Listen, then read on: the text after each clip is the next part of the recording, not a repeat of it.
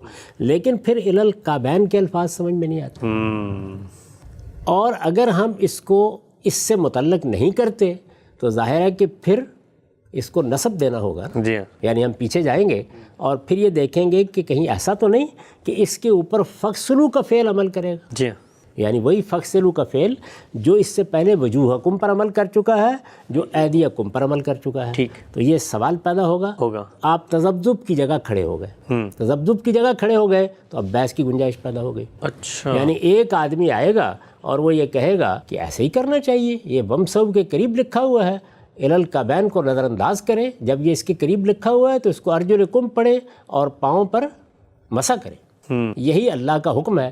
اب جب قرآن مجید میں آپ اس طریقے سے پڑھ لیں گے تو اس کے بعد سنت، روایات، احادیث وہ قرآن سے بالا تر تو نہیں ہو کیونکہ وہیں گنجائش پیدا ہو گئی نا، وہاں بھی گنجائش پیدا ہو جائے گی، وہاں پر روایات گنجائش پیدا کر دیں گی، نہ بھی ہو تو ہر آدمی یہ کہے گا کہ جب قرآن مجید میں لکھا ہوا ہے تو قرآن مجید نے جب اس کو اس جگہ رکھا ہے، یعنی ومسحوا برؤوسکم کے بعد یہ ارجلکم آ گیا ہے اور میں اس کو ارجلکم پڑھ رہا ہوں اور اس پر ومسحوا کا فعل عمل کر رہا ہے، تو قرآن کے حکم کے سامنے پھر باقی کسی چیز کی کیا حیثیت؟ یہی استدلال کرتے ہیں نا، یعنی اس کو میں دیکھیے پلٹ کے بتاتا ہوں۔ فرض کیجئے کہ قرآن مجید نے یہاں ترتیب کا خیال نہ رکھا ہوتا، سنت میں ترتیب منتقل ہوتی، پھر بھی اس استدلال کی گنجائش پیدا ہو جاتی کہ جب قرآن نے ترتیب کا خیال نہیں رکھا تو ترتیب لازم نہیں، اس لیے کہ قرآن مجید کی حکومت قائم ہوگی۔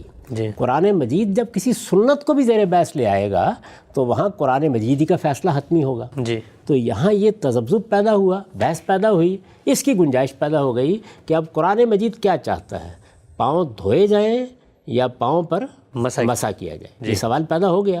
تو اگر یہاں قرات ثبت نہ ہو تو آپ یہ دیکھیے کہ اب یہ آیت فیصلہ کن نہیں رہی، اور جب یہ فیصلہ کن نہیں رہی تو آپ قرآن سے باہر جائیں گے اور کسی اور چیز کو فیصلے کا ذریعہ بنائیں گے۔ اور ادھر اللہ تعالیٰ یہ کہہ رہے ہیں کہ یہ میزان ہے، یہ فرقان ہے، یہ فیصلہ کرے گا۔ اگر کوئی اختلاف روایت نے پیدا کر دیا ہے تو یہ فیصلہ کرے گا، فہم نے پیدا کر دیا ہے تو یہ فیصلہ کرے گا، یعنی اللہ تعالیٰ تو اس کتاب کی یہ حیثیت بیان کر رہے ہیں، لِیَحْکُمَ بَيْنَ النَّاسِ فِي مَا اخْتَلَفُوا فِيهِ، اللہ اپنی کتاب نازل ہی اس لیے کرتا ہے تاکہ لوگوں کے مابین اختلافات کا فیصلہ کر دیا جائے۔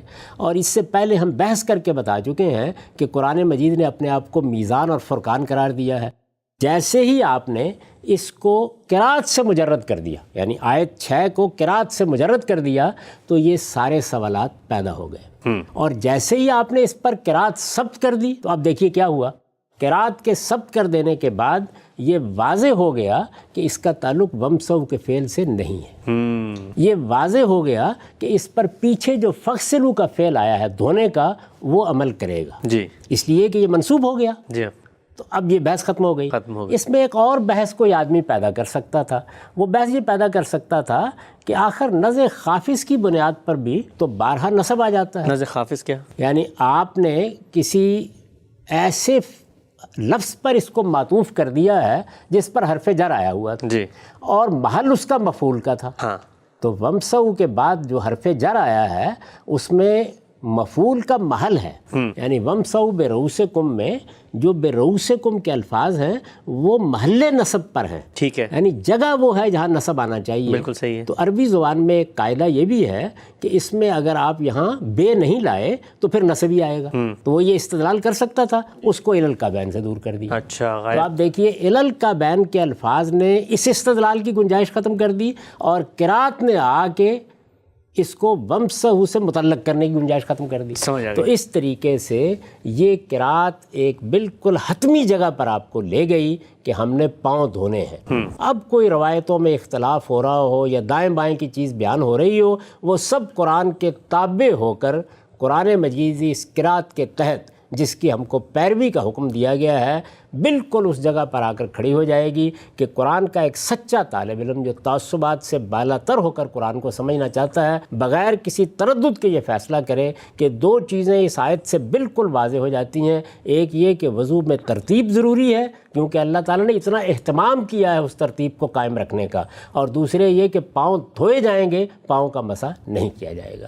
تو اس سے دونوں باتیں آپ سمجھ سکتے ہیں، یہ بھی کہ قرات ضروری ہے، اور دوسری یہ کہ اگر کوئی اخبار احاد کے ذریعے سے اس سے مختلف قرات آ جائے تو وہ کیسے پیدا ہوئی ہوگی وہ بھی سمجھ میں آ جائے گا. جی ہاں. کیسے پیدا ہوئی ہوگی اسی طرح جیسے ہم اس کی تاریخ بیان کر چکے ہیں کہ جب قرآن پر یہ قرات ثبت نہیں ہوئی تھی، جب لوگ اس کو اپنے طور پر لکھ لیتے تھے، جب زمانہ نزول میں اس کو وہ اپنے فہم سے پڑھتے تھے، اس میں پورا امکان ہے کہ کسی صحابی نے اس کو ارجلکم پڑھ دیا. یعنی اس کی توجہ نہیں ہوئی اس جانب کہ آگے الکعبین بھی ہے، اس نے اس طریقے سے پڑھ دیا تو روایت میں آ گیا تو آگے جب قاری حضرات پیدا ہوئے اور انہوں نے اپنا اختیار ترتیب دینا شروع کیا تو وہ روایت انہوں نے قبول کر لی. تو دونوں باتیں واضح ہو گئی. یعنی یہ کیسے ہو سکتا ہے وہ بھی میں نے عرض کر دیا. جب آپ قرات سے اس کو مجرد کر دیں گے تو کسی قاری کے اس طرح پڑھنے کا امکان پیدا ہو گیا، اور اگر آپ اس کو اس قرات کے ساتھ نہیں پڑھیں گے تو وہ سارے سوالات پیدا ہو گئے. تو میں نے اس بات کو واضح کرنے کی کوشش کی ہے کہ قرآن مجید کی قرات کیوں ضروری ہے اور ایک ہی قرات کیوں ضروری ہے. وہ میزان اور فرقان کی حیثیت سے اپنی اس حیثیت کو برقرار ہی نہیں رکھ سکتا اگر اس کا متن اس قرات کے ساتھ منتقل نہ ہو. ٹھیک. اچھا غلام صاحب، یہ آپ نے بڑی ہی جس کو آپ کہتے ہیں نازک بحث تھی، اور چونکہ ایک فنی بحث ہے، فعل مفعول اور چیزیں عام طور پر لوگ اس سے واقف نہیں ہوتے، ایک سادہ زبان میں آپ نے لوگوں کو سمجھانے کی کوشش کی.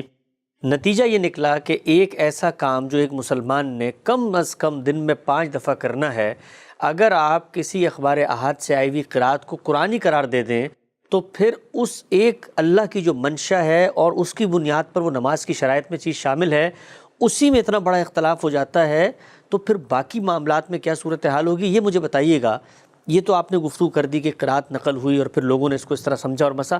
کیا حقیقت میں بھی خارج میں بھی یہ ہوا کہ پھر کیا مطلب لوگوں نے پیر کا وضو میں مسا کرنا شروع کیا کیا پھر؟ یہ بالکل ایسے ہی ہے. ہمارے یہاں ایک مسلمانوں کا پورا گروہ ہے جو اسی قرات سے استدلال کرتا ہے، یعنی جو دوسری قرات نقل ہوئی ہے ارجلکم کی، اس سے استدلال کرتا ہے.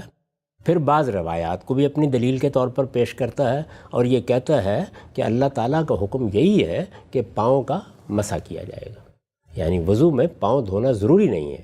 تو یہ سب پیدا ہو گیا. اچھا. یہ ہوا. اب ظاہر ہے کہ اس میں آپ اگر فیصلہ کرنا چاہتے ہیں تو قرآن مجید کو فیصلہ کن ہونا چاہیے نا. تو میں نے آپ کو بتایا وہ کیسے فیصلہ کن ہوا ہے.